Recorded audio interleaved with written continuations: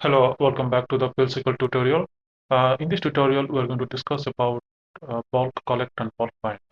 So let's try to recapture a couple of things that we discussed in our previous videos. Let's say in our PLS-12 unit, we have an employee table, and then we are selecting one row at a time. That means what I do is I declare a variable, say X number and Y number, and in begin I do select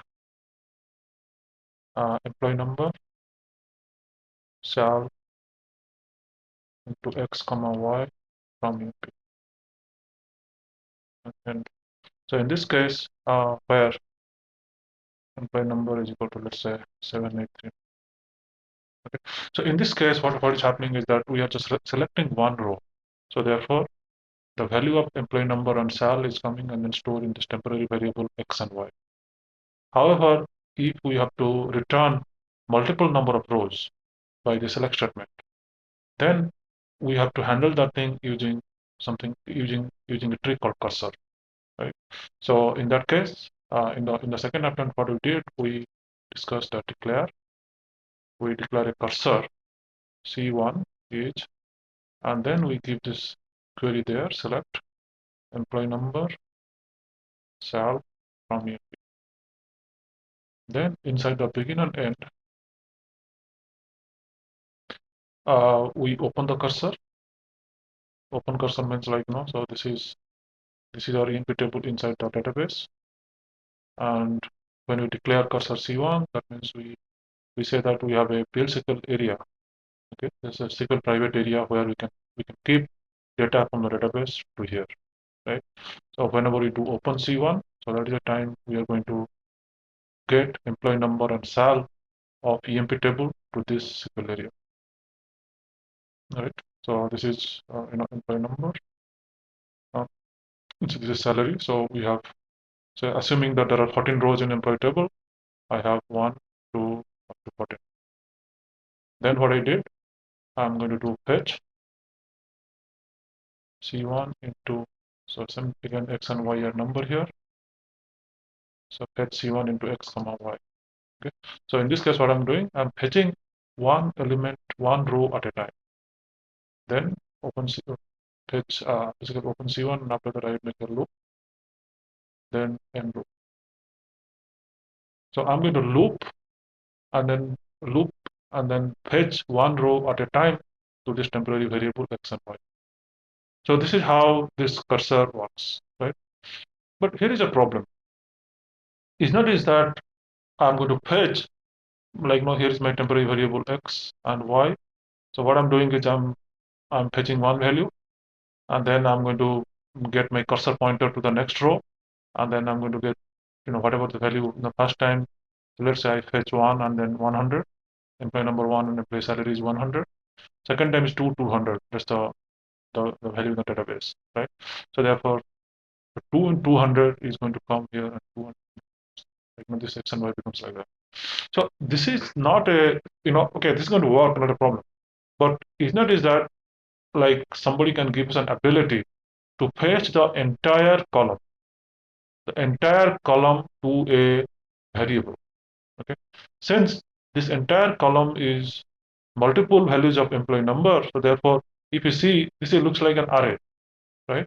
So instead of defining x and y as a number, if I can define something A as an array and B another array, then instead of fetching in a loop, if I can fetch the entire column to this array, then maybe my things will be a bit of quicker.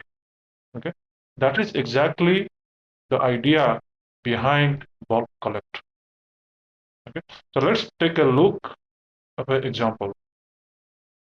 So this is what basically, as I told you, right? In a previous case, we are declaring x as a number, that's a variable where it can contain only one value. But instead, what we have to do, if we want to fetch all the column to something, then this something should be a array. An array in PL/SQL is implemented by something called PL/SQL table.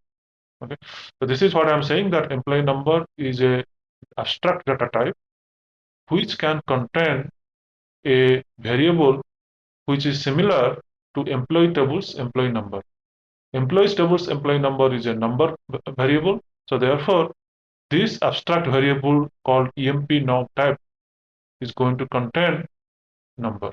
And then in the line number 4, I define a variable of emp norm tab. So that means after this statement, what I'm going to have an array. And I do not know what is the size of the array. The size of the array will be determined at the runtime. And then what is that name? The name of that array is L underscore EMP norm. Similarly, I define another array which is going to be L underscore ename, and L underscore ename is going to contain varchar because the the L underscore ename is of ename tab type, and ename tab type is defined that it is a table, it's an array which is containing employee number dot ename. Since employee dot ename is a varchar, therefore L underscore ename is going to contain characters. Right. So this is what we are doing in line number 4 and line number 5. This is what we did. Then again, we declare this cursor C1. So that means, so there is a private SQL area. The name is C1. C1 will contain two things, employee number and ename. Therefore, I'm going to draw this one. So this is employee number and this is ename, right? And then it's just like this. Okay. So nothing is there. Just a structure, a area is reserved in the memory. The name of that area is C1 because this is what we are saying. Then in line number 10, we open C1. So whenever we open C1, so here is my database somewhere. So in my database, I have employee table. So this is a time when from the database employee table, the employee number and employee name is, this select statement is executed in the database, and all the data is come and then stay here. So assuming that employee number is 1, employee name is X, 2, A, 3, B, 4, C, and so on. Okay.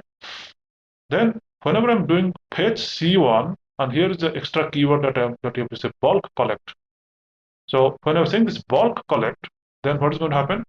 This complete entire column is going to come and then fetched to this variable because I'm doing L underscore EMP number. So 1, 2, 3, 4 is going to come and then stay here. Okay, let's have another 5 Y. So 5. So bulk collect, what it does is going to fetch the values from this private SQL area, which is temporary variable, all the values of this thing at a time. That is important. Okay. So look at this, like look at the previous example whenever we are doing this thing. In that case, we have only one variable called X, which can contain one thing at a time. Therefore, we are doing in the loop, we are fetching that one inside that loop.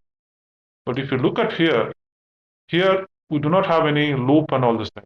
We just fetch entire thing to this variable, and this variable, instead of just a single variable, this is an array right now.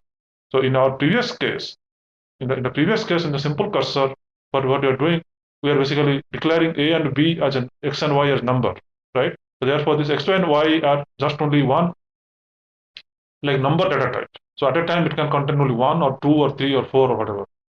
But what we did here, since we declare this array, so now using bulk collect, we can entirely transfer in one row at a time. The complete employee number will come to and store in L underscore employee number. Similarly, L underscore ename, so it's going to X, A, B, C, and Y. Okay, so this thing completely come and then store here because of line number 11. Then line number 12, we close the cursor. So that means the cursor is gone. So that means this is no more. Okay.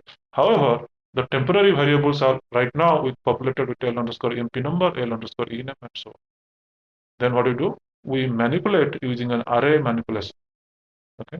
So just we are traversing the array in line number 14 to 17 and then flushing out the value of the array. So this is what is called bulk collect. And why do you do bulk collect? The simple reason is that it is faster. Imagine in our previous case, we used to do one at a time. So we are going to fetch this to get to a variable called x, and then it's another variable called y. The value is x, and then we are going to increase the cursor pointer. Cursor pointer is basically point to the first row initially, and once we do, and then it comes to second row, third row, and this time. So this manipulation is a little bit more work is involved, and how we can prove that by just simply we are going to define we are going to give an example in which we are going to show you how this bulk collect is faster. Okay, but to do that, we are going to select two columns called owner and object name from a table called all underscore objects. All underscore object table will contain about 12,670 number of rows. I do a select count star from all objects. So this is the value I'm getting. The reason I'm going to, instead of selecting from EMP table, which just has 14 rows, I'm selecting from all underscore objects, which has 12,000 rows, just to show how we can increase data set, how this performance is getting better by using bulk collect. Okay, if you just do one EMP table, maybe you're not able to appreciate the performance impact. So that is the reason I am considering all underscore object, and then I declare two arrays. One array name is called al underscore owner, and another array name called al underscore object. Because I declare two arrays, the reason is that I'm selecting two columns from the database. Then my cursor is C, therefore this is the cursor C name, and at this line number 7 and after line number 8, all this looks like this. Okay, I have two also variable called al underscore start, and al underscore end. Two simple variables which can contain number. Then at line number 11, I find out what is the current time. So let's say time is t1. Then inside the for loop, okay. So here I'm trying to fetch one at a time. It's not a bulk fetch. So here basically when I do for x in C, that means actually this query is executed, and then this temporary SQL area is populated with data from the database table called all underscore objects. Let's say object 1, A, 2, B, 3, C, and so on. Okay, so on 12,000 rows. So what I'm going to do here, I'm going to do a for loop. I'm getting one row, and then putting that one, for x in C. So basically, what I'm doing is I create a composite data type called x because of the cursor for loop, and then I'm trying to manipulate that from 12 to 14. I'm just doing nothing. My point here is to show what is the time, but how much time it takes to fetch. Okay, therefore I'm not doing anything, and then after I just loop all these 12,000 rows, I took the time t2, and the difference between time t2 to t1 is actual the time it has taken to complete the task using cursor for loop. Then again I take another time t3. Then here again I open C1. Then I'm exiting when I'm not finding anything. Then what I did fetch, and here I'm bulk collect to al underscore owner, al underscore object. That means at line number 21, the entire column is going to come and store into al underscore owner. Since I have just 1, 2, 3, and so on, 14,000 whatever. Similarly, the entire column of ABC, the L, what is this called, al underscore object name is come, and I'm going to stay here in this array. Okay, so my array population is done. Then I'm going to close this cursor. That means this cursor is gone. Okay, so no more. This cursor is gone, and then I'm going to take the time for time t4 that took to basically get all this, to fetch this bulk data from this SQL area to this array. Then I took t4. Then try to find out how much time it takes for bulk fetch. If I t4 minus t3 is going to give me that. T2 minus T1 is going to give me how much time it took to just do the cursor for loop without any bulk collect. And I'm just going to show you because I've already done this, written this program. Then I'm going to run this thing. Exactly whatever I explain you there, this is the program on my SQL developer. So I'm going to run, and then hopefully it's going to the comma because it's going to. Okay, so anonymous block is completed. So let's view the dbms underscore output. So looks like the standard fetch took 138 h-second. Okay, so let's take okay. So this took 138, whereas the other one took 65, and this took 65 seconds. So imagine we are getting almost twice, like our response, our performance. We are improving the performance by almost 100% by using bulk collect as a number suggestive. In one case, 108 second. 8 second is something below microsecond, and that is what we're trying to calculate here. It takes a very less number of time, but look at the difference. In one case, it's taking 65 seconds. In another case, it's taking 138 seconds. And again, if all underscore objects in this, we just only have 14,000 rows. Like if it's going to say 100k rows, then you see again the better performance in case of bulk collect. Similarly, the way that we are doing a bulk collect to retrieve data, we can also do a bulk bind to insert data into database. So all these things we have discussed. I'm going to go through anything more. What I have done here, I have created an array called L underscore tab, and in that array, I'm going to populate by for this for loop 1, 2, 3, 4 up to 1000. Then what I'm going to do in one case, I'm going to insert. So this is my PL-SQL, and then here is my database where I have a test table, and I'm going to insert to this test table one at a time, one insert at a time. Insert into one, insert into two, insert into three, insert into four, so on, 1000 times. That is the case one. Okay, and this case one is coded here. So this is how the case one. So the case one is I'm going to send 1000 insert statement. However, the same thing can be done using something called for all. Instead of just writing for, if I write for all and I do the same thing, what I can do, I can see that I see the clear difference. Here I have a loop, an end loop. In this for all, I do not have any loop or end loop. So what I'm basically saying that take this entire array, dump into the database table called test by using only one insert statement. Okay. So in this case, this is case two. This is one insert statement. Here is thousands inserts. This is one insert. So you can imagine one insert definitely would be much faster. Okay. So this is called bulk bind. Using bulk bind, we can insert a complete array to the database, and that will be always faster.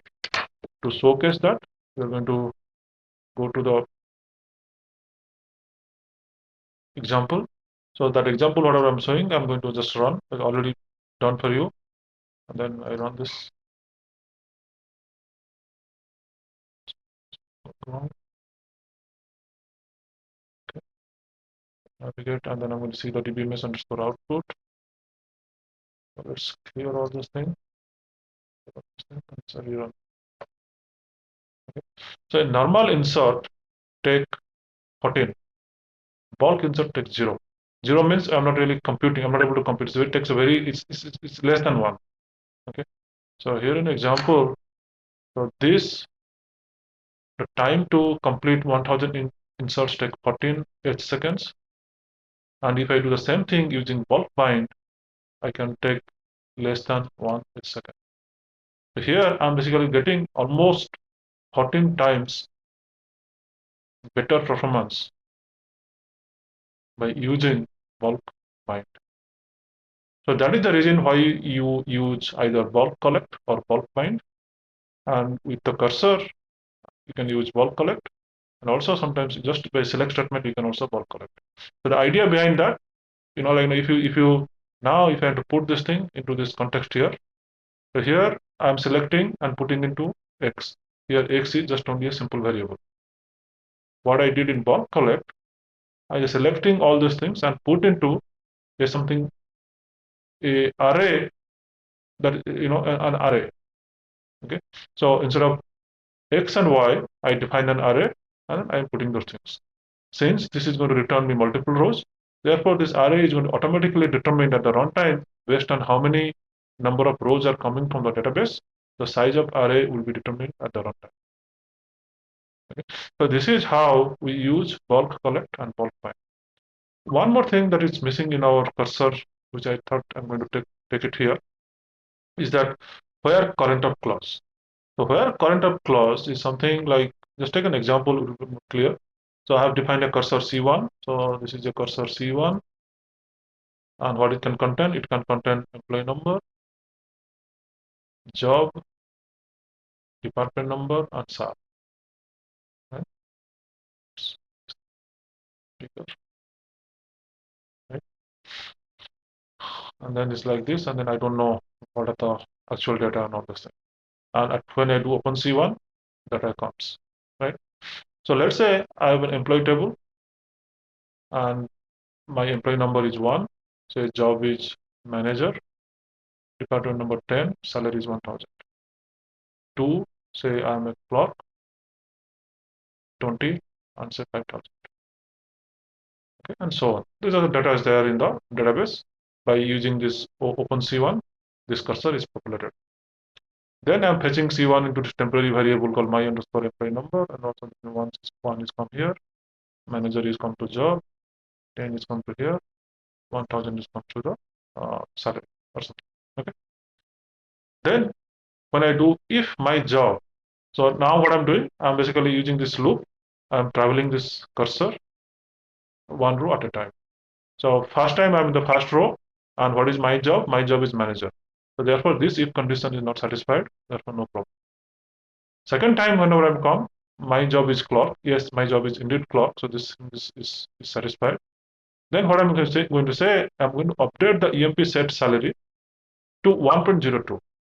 But which row to update? The row to update is what is the current row of the cursor. What is the current row of the cursor? If I'm pointing to the second row, that means this is so let me just put in another. So this is my current row right now. All right. If this is my current row, what is the current row salary? Is this one. So what we want to be? We update this salary to 1.02 times. Let's say that was 1.02 of this thing is 5200. Okay. If 5200, then I'm going to update this one. So whenever I'm going to update this private SQL area, automatically in the EMP table in the database, from where this data is being fetched in the open time, right? So that thing is reflected to the EMP tables salary column of employee number 2. All right. So basically, what I'm basically essentially doing, I'm updating while I'm manipulating the cursor. I can also ability to update the the table on which that cursor is based. Okay, the table that in this case the table on which this cursor C1 is based was EMP. Therefore, whenever I give this update statement, I'm going to manipulate for that row, for that current row. I can put that. So this is another way by using where current of clause you can manipulate update. The same statement can also be written like instead of writing where current of C1, you can write update EMP set sal is equal to sal multiplied by 1.02 where my underscore job is equal to clock. That can be done. Okay. Instead of writing this update like this, I could have, it's equivalent to writing this statement as well. Okay. So, but I think, using this where current of clause, you just want to get rid of those things. So whatever I'm making an active set, I can update any elements on that. And if I update any elements on that, those things are going to be reflected automatically in my database. Okay. Thank you.